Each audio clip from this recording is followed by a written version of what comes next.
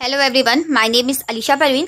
आज हम इस वीडियो में ट्रेड डिस्काउंट, व्यापारिक छूट और कैश डिस्काउंट, नगद छूट में अंतर क्या होता है उसके बारे में पढ़ेंगे। दोनों क्या क्या होते हैं, दोनों में क्या बेसिक अंतर होता है उसके बारे में पढ़ेंगे। तो देखिए, ट्रेड डिस्काउंट का पहले हम लेते हैं।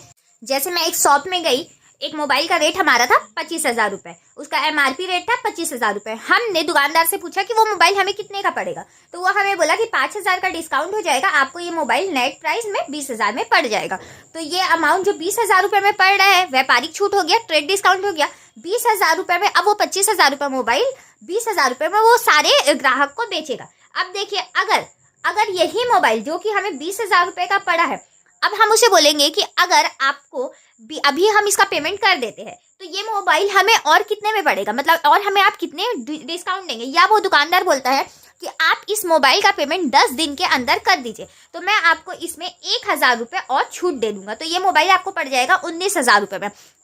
इसमें जो 5,000 रुपये हमें छूट मिला था, डिस्काउंट मिला था, उसमें जो 20,000 रुपये बना, ये हर ग्राहक के लिए था। लेकिन ये 1,000 रुपये जो और छूट मिल रहा है और हमें 19,000 रुपये उस मोबाइल का रेट पड़ रहा है, ये केवल हमारे लिए है या उन सारे ग्राहकों के लिए जो उसी समय भुगतान कर रहे हैं या उसके बताए गए दिन के अंदर भुगतान कर रहे हैं। जैसे कि हमें इसमें कंडीशन मिला था कि हमें 10 दिन के अंदर भुगतान करना है, तो अगर हम 10 दिन के अंदर भुगतान कर देंगे तो वो मोबाइल हमें अब पड़ जाएगा 19,000।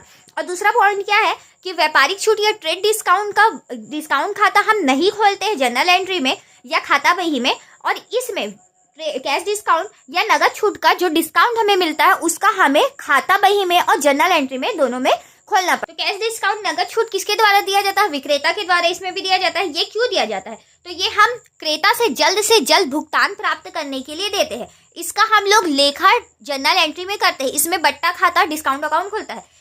जैसे कि इसका जनरल एंट्री हो जाएगा क्रेता के बुक में मोबाइल खाता डेबिट, क्योंकि उसका संपत्ति है तो संपत्ति आया तो डेबिट। और यहाँ पे उधार खरीद रहे हैं हम, ट्रेड डिस्काउंट उधार में चल रहा है, तो यहाँ पे उधार जिससे हम खरीद रहे, विक्रेता का नाम राम है, तो राम का खाता क्रेडिट कर दिए। तो ये तो हमारा क्रेता में जनरल एंट्री।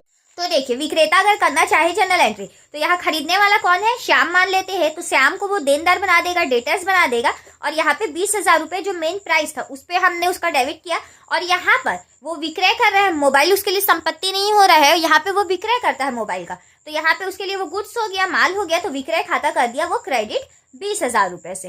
तो ये हो जाएगा विक्रेता के अकाउंट्स में और ये हो जाएगा क्रेता के में। डिस्काउंट में क्रेता का में उसका एंट्री कैसे करेंगे और विक्रेता का में उसका एंट्री कैसे करेंगे। तो यहाँ पर क्रेता के लिए मोबाइल उसके लिए संपत्ति हो जाएगा, एसेट हो जाएगा, तो संपत्ति आया तो वो डेबिट करेगा पूरे 20,000 रुपये से, क्योंकि उसका मेन प्राइस तो 20,000 रुपये उसे पड़ा था, लेकिन उसे 1,000 रुपये जल्द भुगतान करने के बदले में 19,000